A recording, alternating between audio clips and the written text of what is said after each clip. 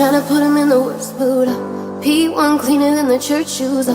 Really point to just to hurt them. All red lamps to tease them.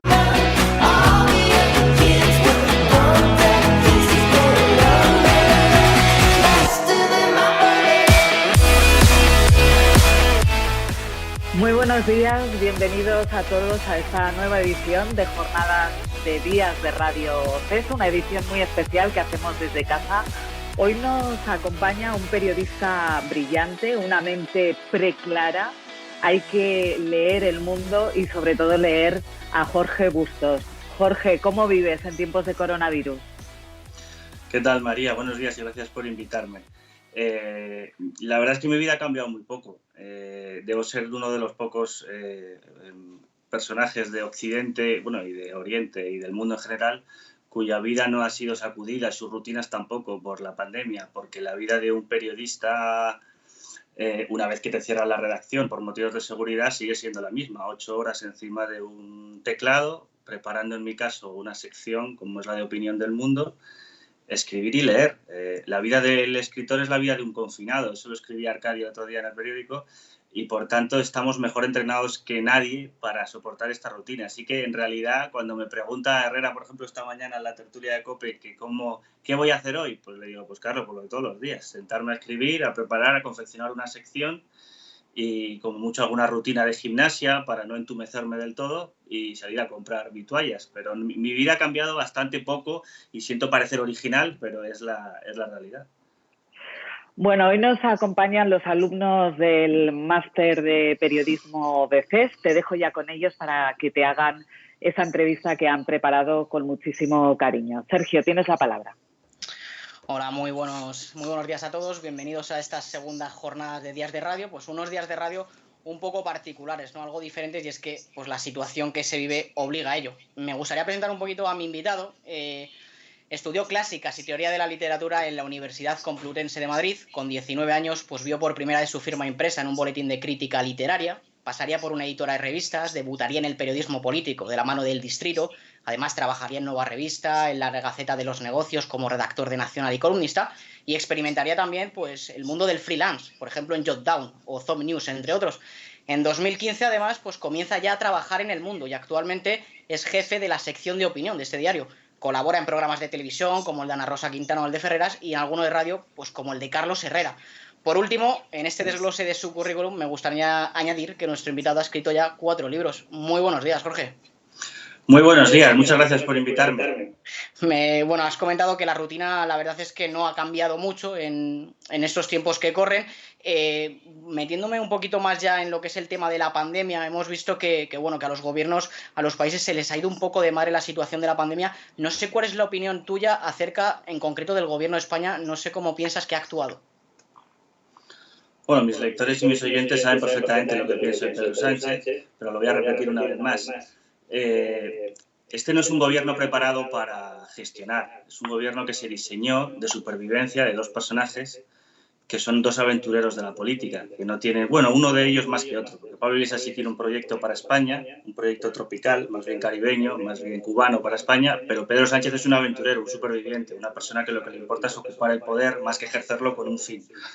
Y, por tanto, diseñaron un gabinete en el que se ayudaban los dos, se sostenían los dos después de la pérdida electoral que sufrieron en noviembre, y, por tanto, diseñaron un gabinete de un Consejo de Ministros preparado para la propaganda, para administrar relatos. Es decir, en Moncloa, que antes era la sede del Ejecutivo, ahora es una fábrica de señuelos, de cuentos, es como la pizza, ¿no? O sea, Moncloa lo que hace es fabricar lo que llama Iván Redondo el relato, pero claro, cuando te dedicas a contar historias en vez de a gestionar una pandemia salvaje acompañada y sucedida por una recesión sin precedentes, pues no te valen los mimbres de un gobierno diseñado para la propaganda. Y, por tanto, se está viendo cómo las costuras de un gobierno incapaz, inepto, pues están repercutiendo en la catastrófica gestión que a día de hoy, según los datos, se puede decir que es una de las peores gestiones de todo el mundo. Ahí están los datos, el récord de muertos por número de habitantes lo tenemos nosotros, el récord de contagios sanitarios, por encima de 40.000 enfermeros y médicos se han contagiado por la falta de equipamiento adecuado. Tenemos además el confinamiento que empezó más tarde, pero con mayor dureza, y esa dureza tuvo que ser así precisamente para compensar la demora letal en tomar medidas, y vamos a tener probablemente el peor golpe económico de todos los países de Europa. Es decir, tenemos la tríada de récords catastróficos está en manos de este gobierno y, por tanto, yo no puedo ser demasiado indulgente con él. Veíamos también, Jorge, en otros países, bueno, es que hay voces críticas que a lo mejor dicen que la oposición podría haber remado en la misma dirección que el gobierno. No sé cómo lo ves, porque es cierto que ha habido un poco ahí de desunión, por así decirlo. La oposición debe ser también criticada y yo así lo hago. Es decir, atacar, criticar, fiscalizar al poder, y más cuando el poder es excepcional, es un poder... Pedro Sánchez, gracias al estado de alarma, tiene desde la muerte de Franco es el gobernante español con más poder, es decir, en competencias, porque así se las ha concedido la oposición, hasta 3 veces. El Partido Popular y otros partidos le han concedido ese poder.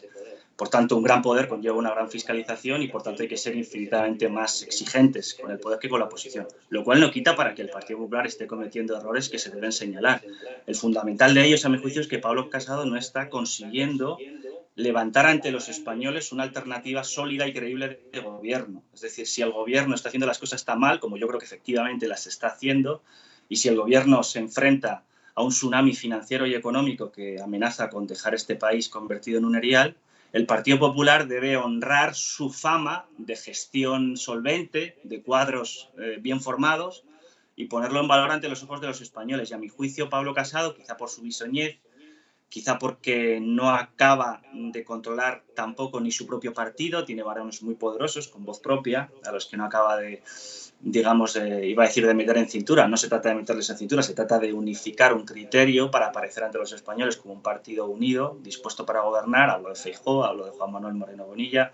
Es decir, el Partido Popular tiene la obligación de presentarse ante los ciudadanos como una alternativa de gobierno. Y en ese sentido no le critico tanto el hecho de que haya sido duro con el gobierno, porque la gestión merece esa dureza, sino que no proponga, aparte de criticar, o que su propuesta no esté llegando con suficiente claridad a la ciudadanía. Algunas voces autorizadas afirman que habrá un nuevo rumbo en la humanidad después de esta pandemia, sobre todo en las relaciones sociales. No sé si crees sinceramente que van a cambiar mucho más las cosas o a lo mejor es un poco exagerado todo esto. Bueno, es una tentación muy de periodista, de analista o de filósofo de baratillo, ¿no? Y hay algún filósofo que se ha apresurado, tipo Zizek, a publicar un libro proclamando el advenimiento del comunismo. Esta vez sí, esta va a ser el verdadero fin del capitalismo. Va a llegar ahora. Es una cosa que me hace mucha gracia porque el capitalismo ya estaba en la Biblia, pero bueno, la gente se divierte proclamando su próxima extinción, porque sirve para leer libros, para vender libros que se venden en un sistema capitalista. Dile así, sé que ponga gratis el libro, si no cree el capitalismo, no lo hará, ¿verdad? En fin, son divertimentos del filósofo. Yo creo que el mundo va a cambiar a corto plazo, pero esto de que vaya a alterar para siempre las relaciones sociales, las formas de beber en una taberna, de tener relaciones sexuales, de relacionarnos, no lo veo en absoluto. En cuanto se encuentre la vacuna, los humanos harán lo que han hecho siempre y en un tiempo que sorprendería incluso a los propios filósofos. En esta época de confinamiento, la verdad es que pues la gente está descubriendo pues que le gusta leer libros. No sé si tú actualmente, me imagino que sí, obviamente, estarás leyendo. ¿Me podrías decir qué libro estás leyendo en concreto para apuntarlo? Estoy leyendo ahora mismo una historia de la lengua latina. Como sabéis, yo estudié filología clásica, tengo el latín bastante oxidado, el griego ya ni hablemos, pero estoy leyendo bastante en el confinamiento. Es una de las cosas que más agradezco de esta situación, porque normalmente al estar en primera línea del periodismo, la absorción que te produce la política y la actualidad no te permite ni siquiera ver series. Entonces ahora lo que hago es, más que ver series, que también veo alguna, es sobre todo leer libros. Estoy leyendo a un buen ritmo, a ritmo de 2 libros a la semana. En mis mejores tiempos de la facultad leía 4 o 5 a la semana, que es yo creo lo que hay que hacer para ser una persona decente. Pero bueno, estoy leyendo novelas, estoy leyendo ensayo, y este que estoy leyendo es muy divertido porque me está reconciliando, me está reencontrando con Cicerón, con Virgilio, con San Agustín, con los grandes escritores latinos de la antigüedad y de la Edad Media, y también con los humanistas. Es decir, es una historia muy divertida de un historiador, de un filólogo alemán, que son los de Heidelberg, los grandes filólogos son alemanes clásicos, y que pasa la historia del latín desde el pueblo etrusco hasta nuestros días, hasta incluso el latín eclesiástico de las encíclicas papales, ¿no? Y es muy divertida. Ahora estoy justo en la época de Petrarca, de los grandes humanistas renacentistas italianos, y estoy llegando ya a Lutero, y es muy interesante porque en realidad la historia latina es la historia de Europa. Un poquito apartado el tema de la pandemia, hay una pregunta que me interesa mucho porque, bueno, Jorge Bustos es ya uno de los columnistas, ¿no?, más respetados del panorama nacional, con pleno derecho, has ido escalando hasta la cima, y una vez ahí, si miras tu bagaje en la profesión, no sé si te consideras antes columnista que periodista. La verdad es que la palabra periodista, yo, como habéis dicho, soy licenciado en filología, ¿no? Licenciado en literatura, que exigía un primer ciclo de filología, en mi caso clásicas, ¿no? Y no me gustaba mucho la carrera de filólogo porque solo tiene una salida, que es la docencia, básicamente, ¿no? La investigación y la docencia. Yo me sentía que no tenía paciencia ni para dar clases en la universidad, ni para ensayar una tesis doctoral sobre el prefijo kata en un diálogo de Platón. O sea, me parecía que me gustaba demasiado la actualidad y la política y el columnismo como para apolillarme en una universidad dando clases sobre lenguas muertas, dicho con todo el cariño. Entonces me atraía la acción, me atraía parte de la acción. Pero cuando llegué al periodismo me encontré que tampoco estaba del todo en mi salsa, porque entre los periodistas encontré... esto es muy arrogante decirlo, ¿vale? Pero bueno, una cierta superficialidad, un tomarse en serio con una enorme solemnidad cuestiones que me parecían estúpidas, un enaltecimiento de los ignorantes como si fuera gente culta. En fin, no me gusta de la profesión de periodista esta solemnidad con la que los periodistas se presentan a sí mismos como los garantes de la democracia, los pilares del sistema.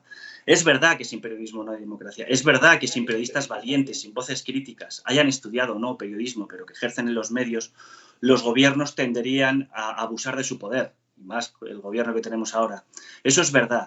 Pero no me gusta la solemnidad ni la arrogancia del periodista, ese corporativismo de la profesión de somos los periodistas, somos la conciencia del pueblo. No me gusta. Siempre he intentado huir de eso y barnizar un poco mi profesión con el humor y la ironía, la autoparodia, más del escritor que del periodista. Por tanto, sí prefiero llamarme a mí mismo columnista que periodista. Eso sí es verdad. El confrontamiento que me estabas hablando del tema del periodismo, sí que es verdad que, por ejemplo, tú que haces columnas, escribes columnas en torno a la política, también habrás tenido rifirrafes con politólogos, ¿no? Con politólogos, con políticos, con empresarios, con jueces, con todo. Tengo rifirrafes constantemente y a diario, o sea, que significa que algo estoy haciendo bien. Hubo una época en la que no tenía rifirrafes con nadie. Era como gritar en el desierto. Un columnista que escribe columnas por muy agresivas, críticas o brillantes que piense que estén escritas y no provoca ninguna reacción, se muere. Eso es lo que es Twitter. Twitter está lleno de gente que quiere ser columnista y no lo es. Y eso es lo que produce o sea, porque aparte en España todo el mundo tiene dentro, sabéis que todo el mundo tiene dentro un seleccionador de fútbol y un columnista, un opinador, ¿no? O un juez. Todo es un gran país para opinar, ¿no? España. El país de las tertulias, de los cafés, y por tanto hay un digamos un proceso de profesionalización de la opinión que yo he vivido en primera persona, viniendo como vengo de la filología, pasando por los periódicos muy pequeños, muy modestos, llegando a las redes sociales, a Twitter, donde uno intentaba que su pequeña columna llamara la atención de alguien del oficio para dar el salto al periodismo clásico, convencional, y cuando lo conseguí con El Mundo fui experimentando cómo al principio la gente te mira, se hace un silencio a tu alrededor y esperan a ver qué eres capaz de hacer, ¿no? Como cuando debutas en Primera División. Y bueno, entonces uno se va ganando poco a poco la atención del público, no solo del público general, sino también del público de la profesión y de los sectores influyentes del país, de la política, de la magistratura, de la empresa, ¿no? Y si uno tiene algo que decir y lo dice con argumentos y de alguna forma que engancha a la gente, pues va poco a poco cobrando cada vez más relevancia. Se vuelve una voz de eso que dicen influyente o líder de opinión, estas cosas un poco rimbombantes, pero bueno, hay que aceptar que a mí de un tiempo a esta parte sí me pasa que mis columnas tienen reacciones inmediatas en el día, ¿no? O sea, yo cuando escribo sé que cuando critico a un político es probable que el político al que critique me llame o me escriba o me pida cuentas o me diga me he pasado. Y eso es bueno porque supone un plus de responsabilidad en lo que escribes. El tuitero que se caga en el padre de todo el mundo sabe que es gratis esa pedrada porque no te va a llegar el tipo al que has criticado a llamar al tuitero. un columnista en un medio relevante como El Mundo sabe que lo que dice tiene un efecto y alguien te va a pedir cuentas de lo que escribes. Por eso también hay una combinación entre el atreverse a hacer las cosas y a decir las cosas como las piensas, al margen de que cabree o no a los de tu supuesta ideología, y la responsabilidad de que no puedes decir lo que te da la gana. Es decir, tiene un coste ocupar un puesto como el que yo, bien que mal, ocupo ahora mismo en la opinión pública española. Por tanto, intento moverme entre esos dos parámetros. La responsabilidad de que mi opinión tiene una cierta influencia y la decisión siempre de utilizar mi libertad sin cortapisas, sin autocensuras. Y entre esas dos cosas me voy moviendo. Comentas que te escriben políticos, ¿no? Para regañarte, entre comillas. Doy por hecho que Pedro Sánchez en esta crisis te ha escrito seguro. No, Pedro Sánchez no me ha escrito y si pudiera me metería en la cárcel. No creo que me metería en la cárcel. Pero es muy divertido reírse de él porque en el fondo, vamos a ver, Pedro Sánchez es un político muy mediocre. Es verdad que tiene una determinación mayor que los demás y que no tiene ningún escrúpulo y es fascinante escribir sobre una especie de Maquiavelo comprado a los chinos, que es lo que tenemos en la Moncloa, ¿no? Pero yo veía a mi alrededor cómo, quizá no tanto por Pedro Sánchez, sino por el partido en el que él milita, había una cierta prevención a señalar que el rey iba desnudo. Entonces yo creo que fui uno de los primeros columnistas que se atrevía a decir que el rey iba desnudo. Es decir, y señalar que este hombre, al que calificaban de, no sé, de faro del progreso, de genio de la política, de cómo desbancó al Partido Popular, la genialidad de la moción de censura, cuando lo único que ha ido haciendo es aplicar su santa voluntad sin cortapisas y sin cumplir las reglas o sin albergar los escrúpulos que tienen el resto de políticos. O sea, si el mérito de alguien en política es carecer de escrúpulos, hombre, pues eso a mí me parece más criticable que elogiable y por tanto lo hago y lo digo. Que no soy un amigo de este gobierno, pues lo sabe todo el mundo. También es verdad que tengo fuentes en la Moncloa y en el partido que me cuentan cosas y que opinan de Sánchez cosas que no dirían delante de Sánchez. Pero para eso también está el periodismo. Es decir, que es uno también... y la gente se sorprendería de la animadversión que provoca Sánchez en muchos figuras del Partido Socialista, que por supuesto no se atreven a decirlo mientras Sánchez ocupe el poder, pero que están preparándose también para la época post-Sánchez, ¿no? Jorge, sí. No, le iba a dar las gracias a Jorge por habernos atendido hoy. Por supuesto, Jorge, libertad de expresión siempre. Se pueden decir las cosas con muchísima educación, pero claro, los periodistas estamos para decir y denunciar aquello que vemos, ¿no? Correcto. Muchísimas gracias. Desde luego no es un hombre de acción, eso lo sabemos quienes te leemos todos los días, puntualmente todas las mañanas y a todas horas. Muchísimas gracias, Jorge. Gracias María. Por haber estado con nosotros. Adiós.